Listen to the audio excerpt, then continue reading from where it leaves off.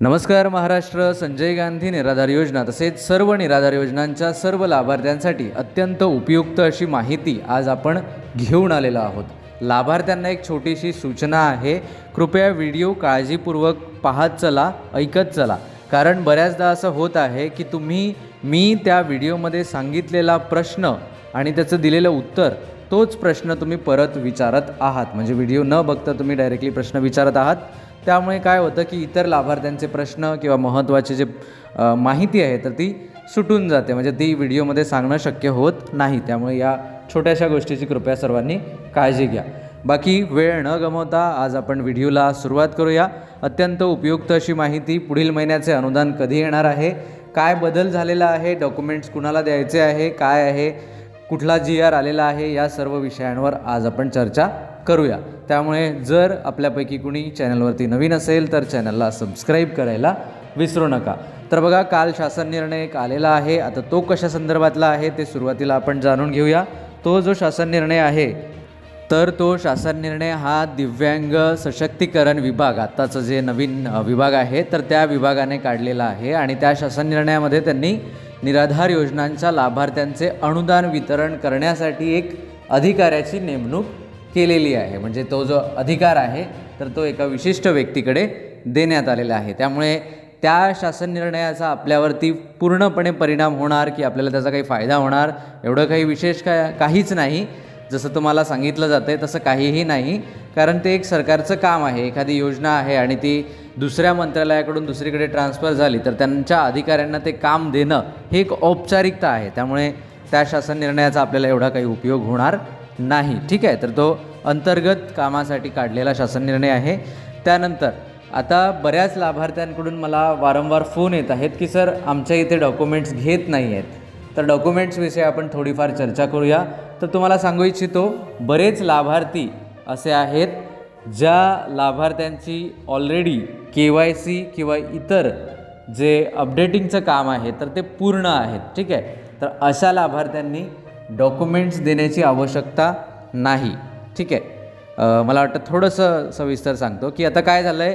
तुम्हाला माहिती असेल की तुम्हाला यानंतरचे अनुदान हे नवीन विभागाकडून येणार आहे, सशक्तीकरण विभागाकडून, दिव्यांग सशक्तीकरण. ठीक आहे, तर या विभागाकडून तुम्हाला येत असल्यामुळे काय झालं, एखादी योजना जेव्हा दुसऱ्या विभागाकडे ट्रान्सफर होते तेव्हा तुम्हाला ते काय करायला, एक साधा प्रश्न आहे की जर तुम्ही तुमचा जिल्हा चेंज केला तर तुमचे डॉक्युमेंट्स चेंज करावे लागतात. तर त्याच पद्धतीचा हा एक प्रयोग आहे किंवा ही एक क्रिया आहे असं म्हणूया की एक योजना आहे आणि ती दुसऱ्या विभागाकडे ट्रान्सफर झाली. त्यामुळे त्यांच्या ऑफिसमध्ये कागदपत्र नको आहे का, त्यांच्याकडे डिटेल्स नको आहे का.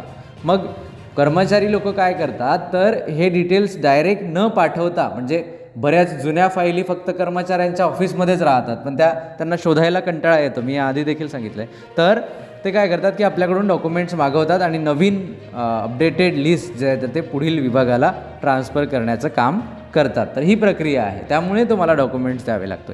आता बरेच लाभार्थी असे आहेत ज्यांचे सर्व डॉक्युमेंट्स ओके आहेत, डिटेल्स पाठवलेले आहेत. ते जेव्हा तहसीलमध्ये जात आहेत, त्यांना अनुदान देखील आलेले आहेत आणि ते जेव्हा तहसील कार्यालयात जात आहे तर त्यांना जे आहे तर ते त्यांचे डॉक्युमेंट्स स्वीकारले जात नाही आहे. अशा पद्धतीचे मेसेजेस, फोन कॉल्स आलेले आहेत की डॉक्युमेंट्स सर घेत नाही, आम्ही गेलेलो तर काय करावं लागेल. पण काही व्यक्तींचे डॉक्युमेंट्स घेतलेले आहे, विशिष्ट त्यांचे डॉक्युमेंट्स घेतलेले आहे. आमच्या गावातील 4 लोकांचे डॉक्युमेंट्स घेतलेले आहे, या लोकांचे घेतलेले आहे, मग आमचे का घेतलेले नाही असं म्हणून ते थोडंसं एक कॉन्ट्रोवर्सी होत आहे, म्हणजे एक विवादात्मक प्रकार होत आहे. तर यासाठी मी तुम्हाला सांगू इच्छितो की काय होतं, जर त्यांच्याकडे आदेश आला आहे की तुमचे डॉक्युमेंट्स घ्यायचे आहे, किंवा दुसरी गोष्ट, जर त्यांच्याकडे आदेश आला आहे की सर्व लाभार्थ्यांचे डॉक्युमेंट्स घ्यायचे, तर ते काय करत आहेत की सर्व लाभार्थ्यांना सूचना तर देत आहे, कारण त्यांचं ते काम आहे की सर्वांनी डॉक्युमेंट्स जमा करावे.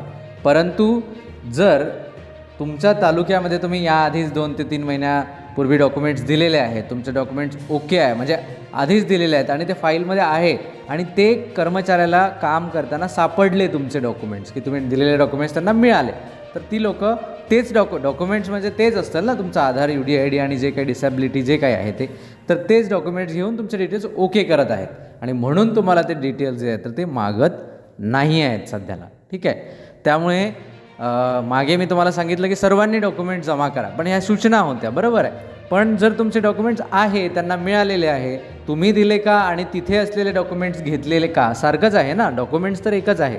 तर त्यावरूनच ते जे आहे तर ते अपडेट करत आहेत, ज्यांचे डॉक्युमेंट्स आत्ताच दिलेले आहेत आणि ज्यांचे डॉक्युमेंट्स तहसील कार्यालयाकडे आहे ऑलरेडी अशा लाभार्थ्यांचे. ठीक आहे, त्यामुळे अशी कुणीही काळजी करू नका की मी तिथे गेलो आहे आणि तरी देखील माझे डॉक्युमेंट्स घेतले नाही आणि त्यामुळे माझे अनुदान थांबवले जाईल का, असं तुम्ही काळजी करू नका.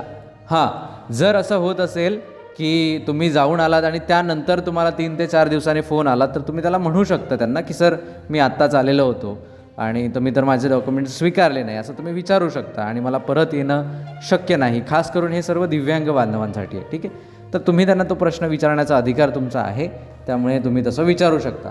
आणि तो जो शासन निर्णय किंवा ते जे काही हे दिलेले आहेत सूचना आहेत, तर त्यामध्ये असं लिहिलेलं आहे की तुम्ही तुमचे जे कागदपत्र आहेत तर ते तलाठी किंवा इतर कर्मचाऱ्यांकडे जे गव्हर्नमेंटचे आहेत, जे तहसीलशी संबंधित आहेत, अशा व्यक्तींकडे तुम्ही देऊ शकता. मग ते जर तुमचे विश्वसनीय असतील, थोडं काम करणारे असतील, मदत करणारे असतील, तर नक्कीच त्यांची देखील तुम्ही मदत घ्यायला पाहिजे असं मला वैयक्तिक वाटतं. ठीक आहे, तर हा झाला डॉक्युमेंट्स देण्याचा न देण्याचा प्रश्न.